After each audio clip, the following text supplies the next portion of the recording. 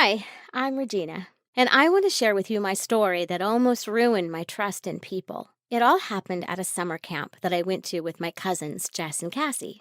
My boyfriend Rick was there too. It was the first camp I ever attended, so it was a big deal for me. I was very excited.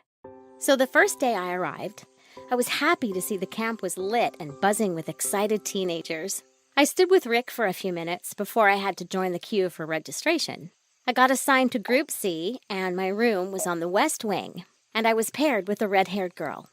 "Hello, my name is Katie. What's yours?" she asked me as I walked in. "I'm Regina," I replied. We got to talking, and it looked like we would get along really well. At about 2 a.m., I heard someone talking really loud. "No, I won't give in. Stop, you're bugging me. I'm tired." "No, I said not tonight." That was my roommate talking in her sleep. I got up and taped her. "Hey, are you having a bad dream?" I asked. She woke up really startled and said, "Yeah." I told her to wash her face and try sleeping again. I got back in bed and pondered through the night. It was going to be a very long period of 3 weeks for me if I had to deal with a sleep talker. Katie was an interesting person. She was really cool, kind of clingy, but cool. Katie and I got so familiar that I didn't have to go across wings to be with Jess and Cassie. Plus, she was always cool to hang out with Rick and I. During camp activities, Katie would struggle to be on the same assignment as me, but never on the opposite team. Rick always teased me. "I see you got a new girlfriend who can't let you out of her sight." That really was the case. During one of my conversations with Rick, I figured he was driving somewhere with his constant bickering about Katie always being around. He even asked me to be careful with her. Was he jealous? Just maybe my boyfriend was jealous of my new roommate. Pretty weird, though. I didn't see anything wrong with having a new friend. I walked back to my room and met Katie reading a book. For some reason, I glanced at her phone and saw that her wallpaper was a picture of me. I jokingly asked her about it, and she laughed and said that she put it there by mistake and felt too lazy to change it. I told Rick about this, and it fueled his suspicions. "I think she might be obsessed with you, Regina. "Please be careful," Rick said. I started to pay attention to the little things Katie did. Sometimes she would make really strong statements like, "I wish we were alone in the camp, just me and you," or, "You're so pretty, Regina. Rick doesn't deserve you." It was kind of weird, but I didn't think much about it. Also, I was like her only friend at camp. I was dealing with all this drama on a low until one day Katie asked to talk to me. "Hi, Regina. Do you mind if we speak? I think Rick might not be into you like you think he is." "Why?" I asked. "I saw him kiss another girl today, and I just felt I should tell you. That's what friends do, right?" I was mute for a moment. I was in so much hurt that I felt it in my belly. Katie apologized and started to go on and on about how she's here for me in case I need anything. I certainly didn't want to hear that. I just wanted to find Rick and punch him in the face. I got to Rick and cussed him out for cheating on me. He looked so shocked. "Why do you seem so surprised? You thought I wouldn't find out, right?" I screamed at him. Rick didn't get provoked. Rather, he calmly asked who told me. "Katie did. She saw you behind the store." "What store?" Rick asked. "I haven't been to any store on this camp. We don't even have a store on this camping ground." I felt so stupid. He was right. But why would Katie lie? I stormed off without even saying a word to Rick because I was in between doubts. "Where did you see Rick kissing someone, Katie?" I screamed at her. "I'm sorry, Regina. I thought it was him. I walked up on 2 people, and the way they hid, I concluded it was Rick." I wanted to puke from how disgusted I was. I almost lost my temper. But she started to apologize and offered to get us food for the evening.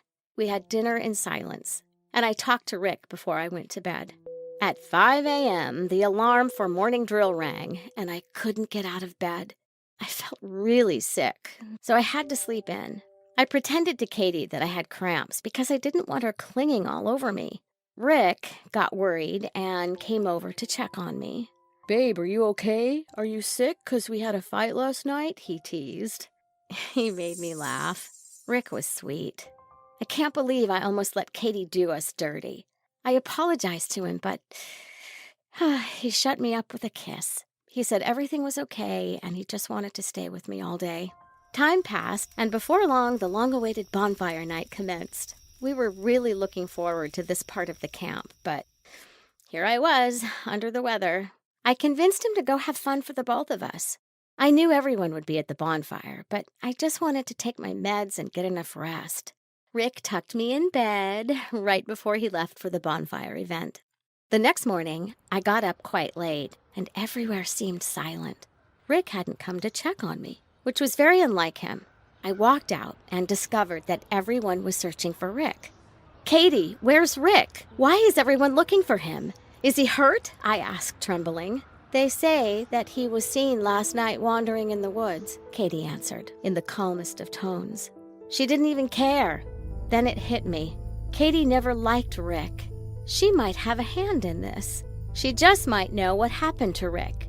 "Katie, do you know where Rick is?" I asked her with bloodshot eyes. She stammered, and I immediately took the case to our camp commander. He listened as I narrated every incident up until this moment. He called Katie to question her, but she denied having anything to do with Rick's disappearance. Aretha, one of the girls in my dormitory, said she saw Katie and Rick together that night, and she was sure Katie knew where he was. By the end of the day, the search party found Rick in the woods.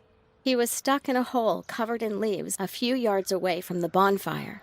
I ran to give him a hug and check to see if he was hurt. Fortunately, he had no bruises on him, but the story behind his disappearance gave me the chills. Katie asked me to escort her towards the lake. She said she wanted to apologize for causing a quibble between you and I, but she had a different intention.